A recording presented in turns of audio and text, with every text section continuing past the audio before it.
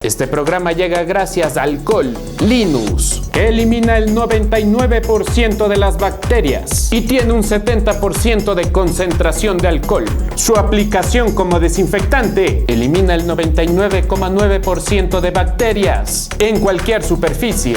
Su distribución es solo para mayoristas contactándose al 098 32 99 094. La semana pasada cumplimos un año oficialmente desde el inicio de la cuarentena. El 16 de marzo del 2020, oficialmente Lenín Moreno decretó el encierro para todos los ecuatorianos. Poco a poco sentíamos que el COVID-19 llegaba a molestar. Y desde ese día es de conocimiento público todas las cosas que sucedieron en el país. Colapso en las funerarias, salas de UCI llenas, cuerpos amontonados y 3 olas de muerte. La primera y la más fuerte en Guayaquil. Las escenas trágicas continúan en Ecuador. Los servicios de salud de la ciudad de Guayaquil continúan desbordados por los casos del nuevo coronavirus. Esperan que se mueran acá afuera para ya atenderlos. Estamos en vivo y en directo.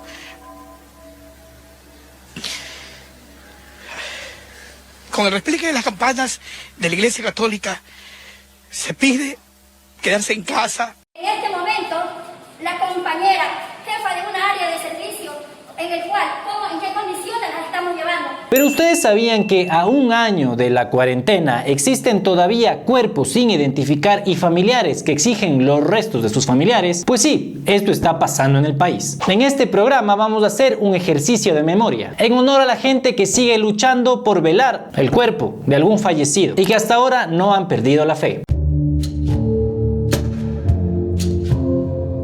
Los familiares no pueden cerrar su círculo de duelo. La primera ola más devastadora del COVID-19 en el país llegó entre marzo y abril del 2020 y azotó la provincia de Santa Elena y la provincia del Guayas. Según datos del registro civil, solo en abril hubo un aumento de muertes en estas dos provincias, con un aumento de 15.610 en relación con el 2019 y el 2018. Y los contenedores contenían pilas de cuerpos que se descomponían y familiares que los buscaban. Y el cuerpo no estaba el cuerpo. Ya tienen defunción. Ya tengo todo. Solo ya la funeraria adentro y el cuerpo no lo encuentran. ¿Qué me dicen? Que abrir cuerpo por cuerpo. Lo hice y no, nada de cuerpo. El cuerpo de mi papá no está. ¿Y qué me dicen? Que hay que desbaratarlos de al fondo. ¿Dónde va a estar el de al fondo si recién entró el 29? Y este caso no era el único. Hasta el 1 de marzo del 2021, de los 216 cuerpos que estaban en los contenedores, todavía están 62, todos ellos sin identificar. Y algunas familias tampoco encuentran en esos 62 cuerpos los restos de sus familiares fallecidos. ¿Ustedes imaginan no tener la certeza de dónde está el cuerpo de su familiar fallecido? De verlo salir de casa con rumbo a un hospital y nunca más encontrarlo. Efectivamente, ya estamos a un año de este terrible episodio que vive la humanidad y específicamente de las circunstancias tan terribles para el Ecuador y para Guayaquil, en la que pasó esto que creo no ha pasado en ninguna otra parte del mundo, la pérdida de cadáveres en este número, en esta cantidad. Esa es la vicedefensora del pueblo, Zaida Rovira, de la Zonal 8 que corresponde a Guayaquil, San Borondón y Daule. En total son 36 familias que siguen buscando el cuerpo de su ser querido y que probablemente sus restos en ceniza o en ataúd estén confundidos en otro lado. Ese es el gran problema, que una de las resoluciones o una de las disposiciones del juez dentro de la demanda que presentó la Defensoría del Pueblo fue que se les dieran las garantías, la certeza a las familias de que estaban sepultando al que en vida fue su ser querido. Y esto únicamente a través de las pruebas de ADN en los casos en los que ya era imposible hacerlo por otras vías. Así se lo hizo. Este proceso dio como resultado la entrega, identificación, entrega y además inhumación de 154 cadáveres a sus familiares. 154 familias tienen la certeza de que recibieron al cuerpo del que en vida fue su ser querido. Sin embargo, en estos 62 que todavía faltan, no existe coincidencia alguna. Ya se ha tomado las muestras del ADN a estos cadáveres y se ha tomado las muestras a las familias que están buscando todavía y no existe ninguna coincidencia. Es decir, que probablemente probablemente se entregó 62 cadáveres a familias equivocadas. Exacto. Aparentemente se entregaron cuerpos a personas que no debían ser entregadas. La Defensoría del Pueblo planteó una acción de protección en el mes de junio a favor de las familias con cadáveres desaparecidos. Además, se encuentran en una investigación fiscal que ordenó la exhumación de varios nichos para seguir cotejando con pruebas de ADN. El juez Carlos Andrés López recalcó que las entidades que habían vulnerado los derechos de estos familiares eran el Ministerio de Salud y el Instituto Ecuatoriano de Seguridad Social, IES, a través de los hospitales Guasmo Sur y Teodoro Maldonado Carbo. Fue irracional, realmente irracional. Recordar esos momentos son indignantes como ser humano, escuchar autoridades tratar de justificar algo que es a todas luces injustificable con argumentos terribles, como que los culpables eran los propios familiares porque no habían ido a retirar los cadáveres a tiempo, cuando no podían hacerlo porque estábamos en un confinamiento obligatorio y el procedimiento era que les informaran dónde se le habían sepultado para que luego pudieran ellos visitarles cuando pasara todo esto, pero no podían retirar los cuerpos. Otro argumento fue que en el mundo entero nadie estuvo preparado, que nos sobrepasó. No hemos dicho lo contrario como Defensoría del Pueblo, nos sobrepasó a todos, pero no en todo el mundo. Existieron 216 cadáveres y 216 familias buscando en pilas de cadáveres descompuestos a sus seres queridos. Pero a todo esto, ¿qué cadena de sucesos provocó esta confusión y este martirio para las familias?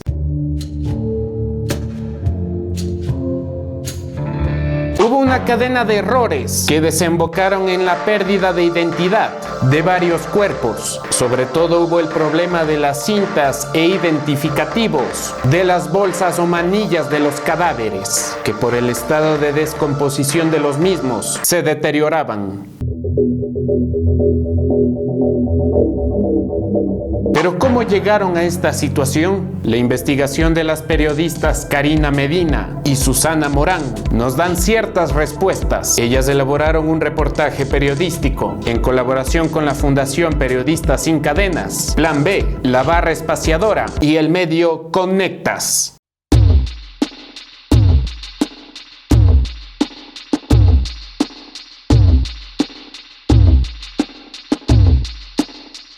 Para las periodistas, la cadena de errores inicia desde el poco tino del gobierno para tomar decisiones. ¿Cómo decidir que en Guayaquil se incineren los cuerpos cuando solo había 3 crematorios disponibles? ¿Por qué decretar un toque de queda a las 14 horas que restringió el uso de funerarias y del registro civil en Guayaquil en medio del colapso?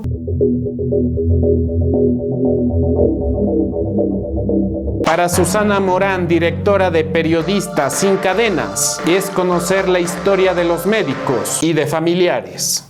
Las familias adicionalmente tuvieron que vivir un calvario para, primero, sepultar a sus fallecidos y segundo, ante la incapacidad pues, de poder hacerlo en una ciudad que estaba colapsada completamente, el Estado se hace responsable y cuando se hace responsable lo que ocurre es que muchos de estos cuerpos desaparecen bajo la custodia del Estado a través de sus hospitales. Cada 25 minutos moría alguien en el hospital de Los Ceibos. En el hospital Teodoro Maldonado Carbo, el nuevo gerente del hospital en ese entonces, el señor Alex Díaz, personalmente embalaba cuerpos. Ese hospital aglomeró 50 cuerpos, cuando su frigorífico tenía la capacidad de 8.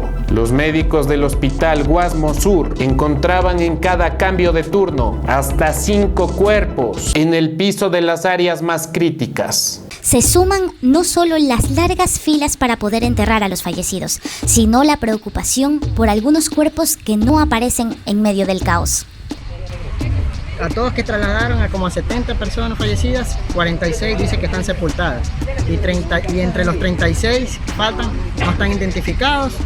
Y entre esos 36 supuestamente está mi papá. A esto se debe sumar que los hospitales más pequeños enviaban cuerpos al Teodoro Maldonado y por toda esa congestión en las morgues y en los contenedores, las etiquetas y rotulados para los cuerpos se perdieron, no asomaron y no aguantaron con la descomposición y el paso del tiempo. Según el reportaje, en marzo del 2020, la Asociación de Terminales Portuarios del Ecuador y la Cámara Marítima del Ecuador donaron 20 contenedores refrigerados, pero de esos 20 contenedores solo 12 fueron usados. Hubo una desorganización total en todo esto y los familiares lo corroboraban, más que nada en el hospital del Guasmo Sur, que tuvo 3 contenedores y recibía cuerpos de otros hospitales. ¿Qué autoridades solicitaron para pedir una entrevista y dijeron que no? El mayor cerco lo tuvimos con el Ministerio de Salud.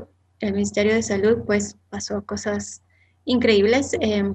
Nos dijeron que tenemos que ponernos a la cola y esperar 3 meses para una respuesta a un pedido de información. Claro, porque lo que pasa es que cuando nosotros íbamos a los hospitales nos decían, miren, nosotros no podemos dar declaraciones, tienen que pedir permiso al Ministerio de Salud.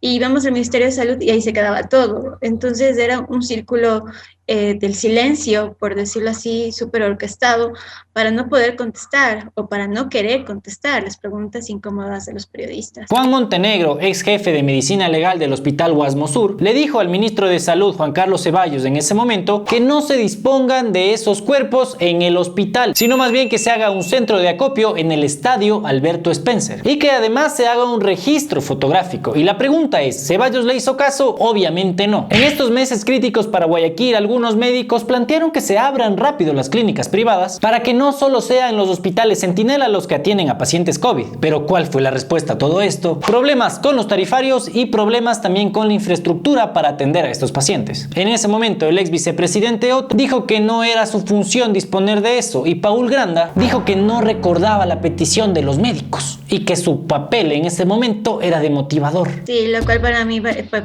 muy llamativo porque una autoridad, la autoridad del IES en ese momento que administra los hospitales más grandes de la ciudad de Guayaquil, que estaban viviendo por una situación de crisis, que diga que su papel en ese momento fue únicamente motivador, casi de cheerleader, para que los médicos no bajen pues los ánimos y sigan adelante en la pandemia, me llamó muchísimo la atención y creo que muchos... el sentimiento que yo noté en los médicos y que lo pudieron comentar en las entrevistas es que el gobierno no dio la talla. A la que podemos llegar, la reflexión a la que personalmente el gobierno nacional es responsable de la vida. Es responsable de la vida de todos aquellos que fallecieron en este contexto por no haber respetado y garantizado los derechos de las personas que habitan en el Ecuador. El gobierno está en deuda con la ciudadanía y tendrá que reparar y responder por lo que ha pasado. Uno de los hechos más dolorosos que tiene este país es que todavía hay 62 personas o 62 restos de personas en la morgue de Guayaquil que no han podido ser identificados pese a que se les ha practicado todos los análisis forenses posibles, incluido prueba de ADN. Eso quiere decir que hay altas probabilidades de que los entierros que hizo el Estado a través de la Fuerza de Tarea Conjunta existan muchos errores, más incluso de lo que nosotros hemos detectado. ¿Existe algún responsable directo por el mal manejo de los cuerpos? Pues todavía no. Lo que sí tenemos son familias que siguen y seguirán buscando los restos de sus seres queridos a un año de pandemia. Si deseas leer el reportaje completo, te dejamos el link en la descripción. Desde BN Periodismo nos resta decir que hay muchas cosas más por decir. ¿Cómo avanzan las investigaciones sobre la compra de fundas para cadáveres? ¿Qué pasa hasta el momento con la señora Ocles? Son cosas que todavía no encuentran respuesta. Al parecer este es un tema que todos quieren olvidar, pero las familias estaremos aquí para recordar. Este programa llegó gracias al Alcohol Linus, que elimina el 99% de bacterias y tiene una concentración del 70% de alcohol.